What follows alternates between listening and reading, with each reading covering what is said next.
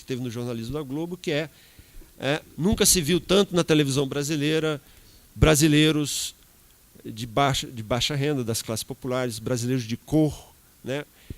Que é toda a agenda do jornalismo social, da responsabilidade social da Globo, não sei o quê. Então, eu acho que esse discurso do Bonner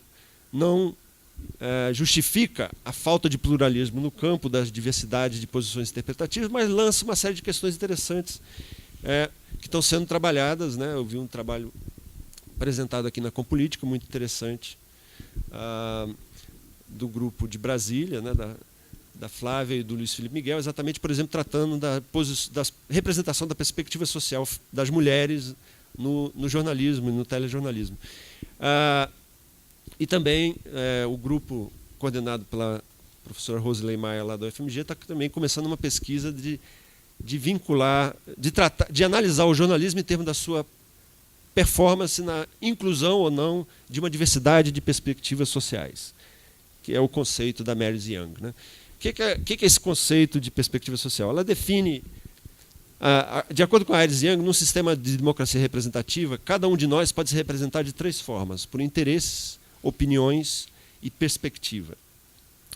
O que é interessante aqui é que ela define perspectiva social como um conjunto de questões, tipos de experiência, pressupostos que são compartilhados por um grupo social a partir da sua posição específica nos processos sociais. Portanto, ainda que os membros de um mesmo grupo possuam opiniões e interesses diversos, eles tendem a compartilhar uma mesma perspectiva social que também precisa ser representada no processo democrático. Em consequência, a exclusão sistemática de perspectivas sociais, principalmente aquelas oriundas de grupos subalternos e marginalizados, né, negros, mulheres, grupos de sexualidade estigmatizada, e a gente pode discutir outras perspectivas sociais. Essa marginalização pode, sim, impor sérios obstáculos ao processo de democratização e pode afetar a qualidade do jornalismo. Então, essa perspectiva teórica gera uma nova agenda de pesquisa, que não só vê qual o nível de pluralismo em termos de informação, o nível de, né, o papel da mídia como fonte de informação, o papel da mídia como agente de accountability, o papel da mídia como fórum de debate de posições interpretativas, mas também o papel da mídia nas lutas por reconhecimento de grupos sociais. Então, essa é toda uma contribuição das teorias deliberativas da democracia. Então, eu trago o que eu estou propondo aqui não é a necessidade de escolher um desses modelos para trabalhar, mas é a necessidade de explicitar com quais modelos a gente está trabalhando quando discute a questão da performance do jornalismo em termos de pluralismo e o seu papel na democracia. Então, mais do que uma escolha entre um e outro, acho que nós precisamos de enfoques integrados que abordem várias questões relacionadas ao pluralismo no jornalismo.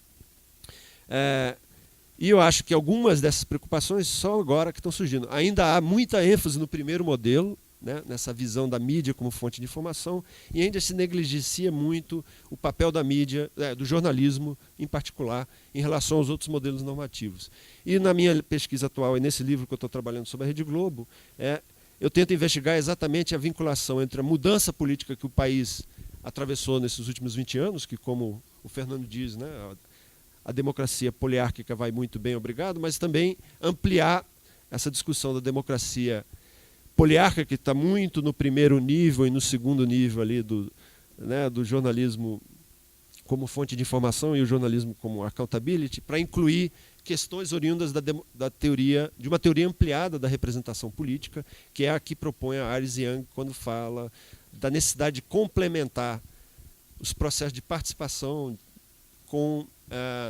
as discussões sobre a qualidade da representação política. E o projeto do livro é exatamente analisar em que medida as mudanças políticas que assistimos no Brasil não criou um novo contexto, teria criado ou não um novo contexto político-social para os meios de comunicação, incluindo aí a poderosa Rede Globo, que forçando-a a adotar padrões mais plurais de representação em cada uma dessas arenas. Então, essa é uma questão empírica que eu estou tentando tratar nesse livro. Um pouco, e nesse caso, como foi o trabalho que eu apresentei aqui na Compolítica, eu tendo a adotar uma perspectiva criticada pelo Afonso de que achar que, no caso do Brasil e das democracias que eu chamo democracias representativas ampliadas,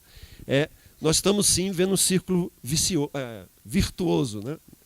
E não vicioso, como chama a literatura, mas um ciclo virtuoso, em que a democratização política e social do país cria novas pressões e constrangimentos na mídia, que passa a adotar padrões mais plurais